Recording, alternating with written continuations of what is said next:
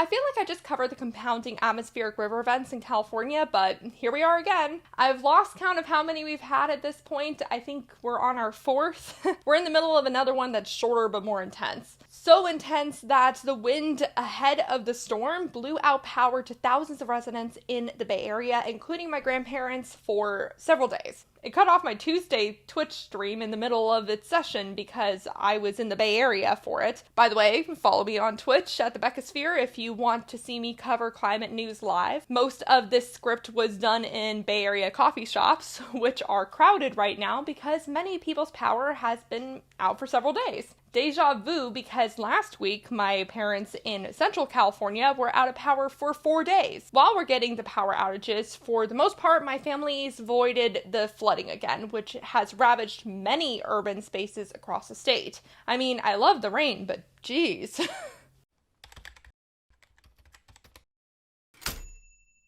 Hey y'all, it's Becky here from the Beckosphere, where we talk about all aspects of climate change and the clean energy transition. If those are topics that you care about, please consider hitting the subscribe button below and ringing the bell so you don't miss every single time I post. And if you are not new, hi, welcome back. Wow, I can't believe that it's been a month since my last recap. Actually, I can, because of how many climate newsletters went unread in my inbox. Just looking at that number gave me major paralysis, so I finally took a deep breath and let them go. I just made them all read. And then I got to work on this climate recap, so here we are.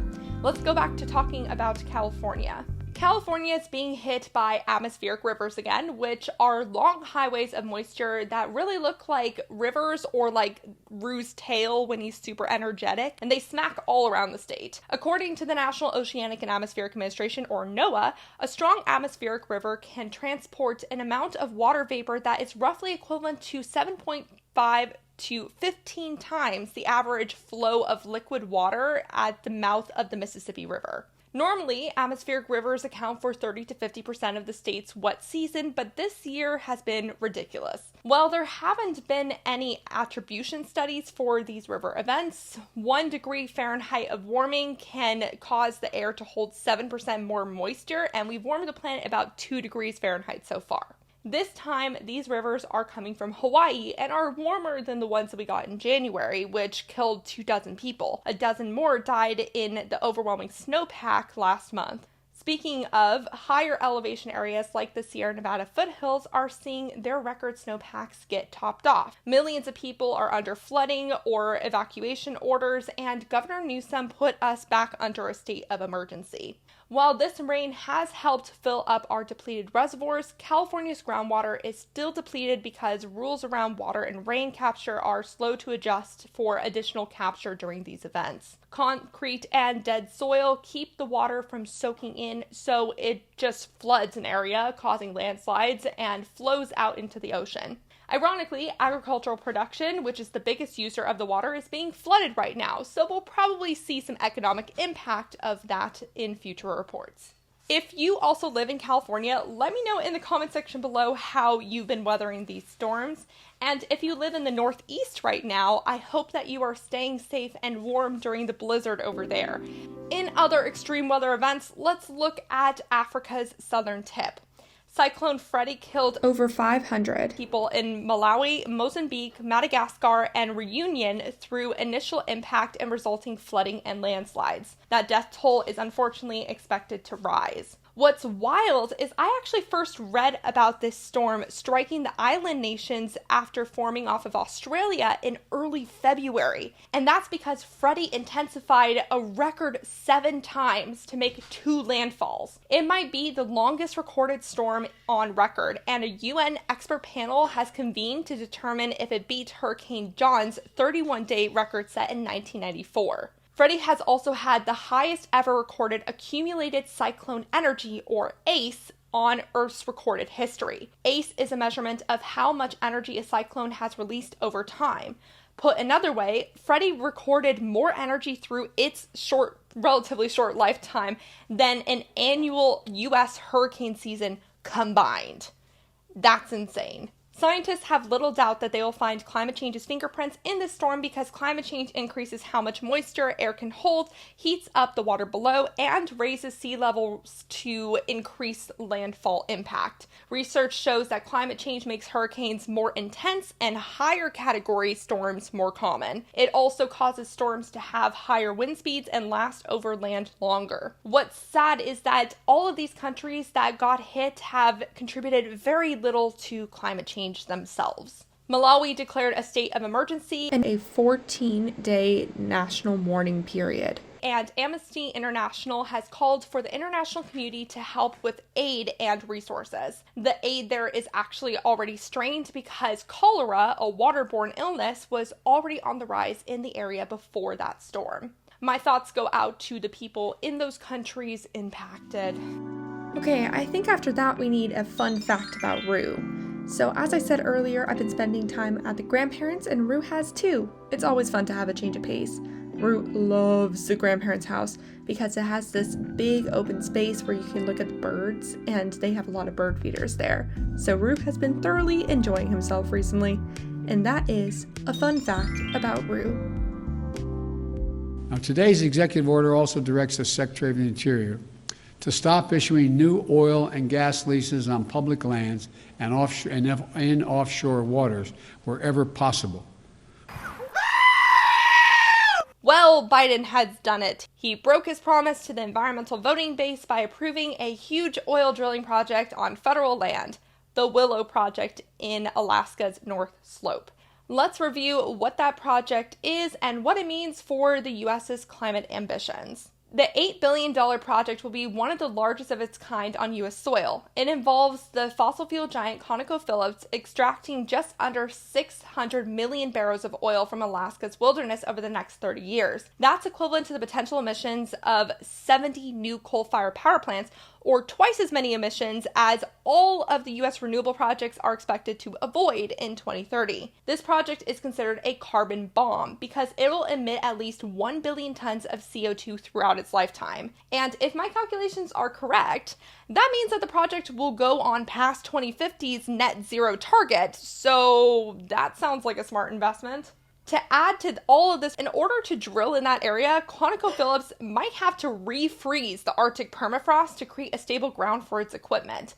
Because, the place is melting from burning the products that they're drilling for. The project will also displace already threatened species like polar bears and hurt important food sources for the local indigenous population like caribou. The area scheduled to be developed is actually the birthing ground for 60,000 caribou. Alaska's governor says the project will generate 2,500 jobs and millions of dollars in revenue for her state. To be fair, Alaska's economy is heavily reliant on fossil fuel production, which has dropped in the region over the last several decades. That being said, fishing and crabbing are also very important revenue streams, and both of them are being decimated by climate change.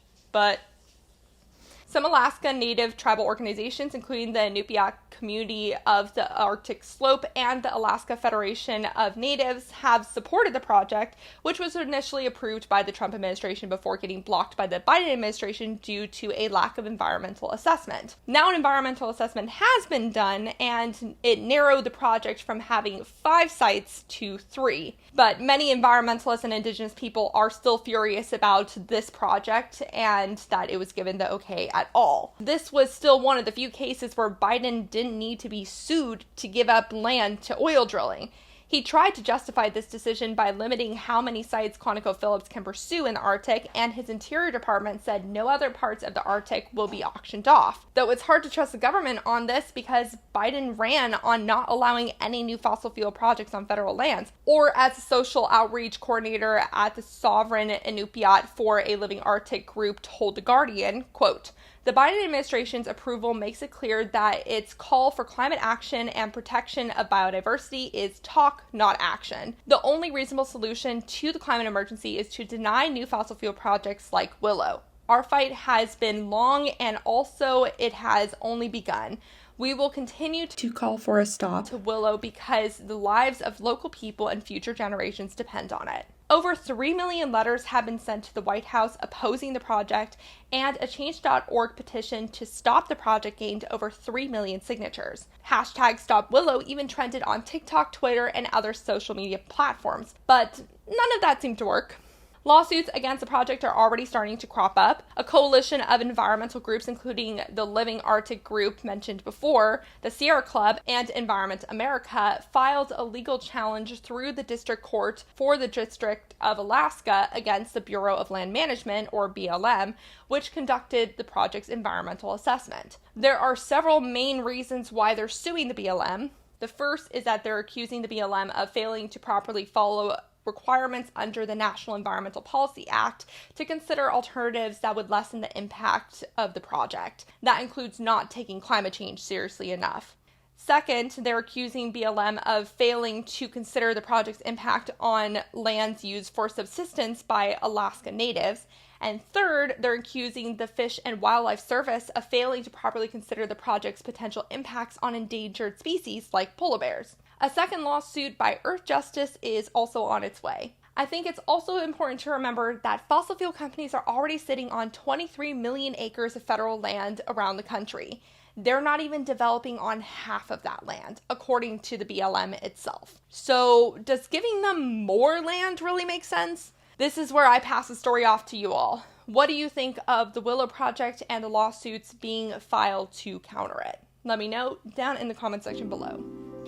And to add insult to injury, the Bureau of Ocean Energy Management, or BOEM, recently slashed the Gulf of Mexico's first offshore wind project size by more than 2/3 to give more room to fossil fuels, shipping, and fishing operations. Last October, BOEM, I will say it that way every time, BOEM, released an outline of the project that would have taken up almost 700,000 acres. Now it's down to just about 200,000. That's the difference between powering 3 million homes and powering 1.3 million homes with consistent clean energy. 102,000 acres will be located south of Lake Charles, while the rest will be off of Galveston, Texas. Despite this reduction, energy companies like RWE remain optimistic about developing wind farms on the Gulf. One of the many cool things about offshore wind is that the same workforce that has been trained on offshore oil operations have many of the same skills required for offshore wind operations. So these new projects will help pick up workers who are struggling to find jobs in the fossil fuel sector because there's just less jobs in that sector. And as a reminder, President Biden set out a goal of producing 30 gigawatts of offshore wind by 2030. And once again, where were the regulators who were supposed to prevent this? Once again, we don't know. What we can say tonight is that SVB, like the scammers at FTX, had quite the public relations department. We may be a bank, but we've got the soul of an NGO. We care. We're saving the world. And to prove it, there's a whole page on SVB's website about their plans to, quote, monitor and reduce our own carbon emissions. Yes, because you want a bank that cares about carbon emissions. And then we see now coming out that they were one of the most woke banks in their quest for the ESG type policy and investing. This could be a trend, and there are consequences for bad Democrat policy. And I think we need to keep an eye on all the banking sector right now. So that's actually not why the Silicon Valley Bank collapsed, though the aftermath of the biggest bank crash since 2008 does hurt the climate movement in some capacity. Let's talk about it, starting with a brief summary on what actually happened. A venture capitalist fund called the Founders Fund advised its companies to pull out of SVB, ironically over concerns of the bank's stability. The Founders Fund, financial advice, and other VCs following it was why the bank run happened. The reason why SVB wasn't holding enough cash to survive the run, though, is thanks to a law Trump signed in 2018 that made it so medium-sized banks that hold anywhere from $50 billion to $250 billion didn't have to hold up to as heavy regulatory scrutiny, which allowed them to invest more of their money than recommended by government agencies to stay safe from bank runs. Both Democrats and Republicans signed that bill at the time. Now, this is of course not to absolve SVB of responsibility in all this, because they didn't account enough for the rising interest rates and chose to invest that much money instead of keeping a reasonable liquid cash level. And the difference between this and the 2008 scenario is that taxpayers weren't forced to recoup losses by the bankers. Instead, the Federal Deposit Insurance Corporation, or FDIC, took over SVB and promised to pay customers savings, though it will take some time. As it turns out, SVB is known for giving startup money to community solar projects and startups that are working on carbon capture and electrification technologies, as well as sustainability products. In fact, here's a quote from the chief executive at Arcadia, which is the largest community solar manager in the country. Quote, Silicon Valley Bank was in many ways a climate bank. When you have a majority of the market banking through one institution, there's going to be a lot of collateral damage.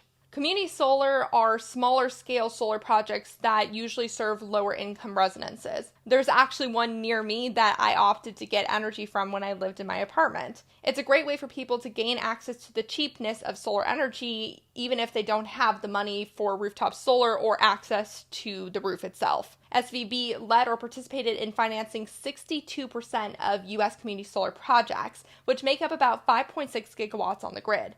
It had 1,550 customers from the climate technology and sustainability sectors, which it invested $28 billion in last year. It also financed about $375 million in residential solar, which does not include community solar operations, between 2020 and 2022. These are all projects that, if they get big enough, can benefit from provisions in the recently passed Inflation Reduction Act. But they need to get large enough in the amount of time the IRA is functioning to benefit. So the SVB collapsing hurts the financial supply chains of these valuable startups and operations. Now, some startups did catch the run while it was happening and pulled out their money, but others weren't so lucky. Like the sustainable period startup Flex, whose founder halved her personal savings to be able to pay her 30 employees' wages after the SVB collapse. Meanwhile, Shelf Engine, a startup that uses AI to help grocery stores reduce food waste, couldn't wire its money from SVB to a new account fast enough and could suddenly not access tens of millions of dollars. It'll still take valuable time for these startups to catch up, and it'll be interesting to see if they end up all going towards one other group or splitting amongst themselves. Do you know any climate or sustainability related startups that got caught in this mess? Let me know in the comment section below. In other climate finance news, Canada's financial agency, the OSFI, released guidelines for mandatory rules the country's largest banks must follow to reduce their climate impacts. The rules will be phased in over the next 2 years and are meant to help the banks manage risk associated with extreme weather events and climate change lawsuits. They will be required to disclose their financial risks and greenhouse gas emissions associated with their portfolios. The main caveat of these new rules is that they only expect the financial institutions to look at losses they'd face in the event of a 1.5 degrees Celsius warming. And we're currently projected to reach 2.7 degrees Celsius of warming, which is a big difference in losses. In other financial news, 3 NGOs are suing the multinational bank BNP Paribas for allegedly breaching a 2017 French law that requires big companies to identify and cut environmental risk. This is because PNB still finances fossil fuel projects, which means that it doesn't align itself with the Paris Agreement. And the Bank of England announced plans to cut spending on climate change work to focus on its stability and controlling inflation. That climate change work includes creating ESG disclosure guidelines, preparing insurers for climate risks, and getting banks to look at their portfolio's greenhouse gas emissions. Let's just ignore how climate change impacts inflation, I suppose. All 3 of these financial stories are in the source list with other stories I did not have time to get to. And that was your climate recap for the first part of this week. I have so much that I actually split the recap script into 2 videos, so look forward to one very soon. I'd say that this happens when I missed a month of news, but honestly, most of these stories are from just this week. So, shows you how much climate news is out there. If you want to help me better cover all this news, please consider joining my Patreon for as little as $3 a month. Consider it an investment in a climate-friendly startup. Remember to talk about the climate crisis every single day and to support your local news organizations. Thank you so much to the people on Patreon who help support me and my fur baby Rue. A special shout out to the climate confident and courageous David H., Norman Anal, Greg H., Paul B., Phil Plasma, Dan Morton, Nate, Specker, Bree C., climate teacher John J., Deanne, Steve, Kevin Morton, and SKP Joe Korsgold. I greatly appreciate your support of $5 or more. If you would like to support the Beckosphere, please check out the Patreon and Buy Me a Coffee links in the description below for reoccurring or one-time payments. Bye for now.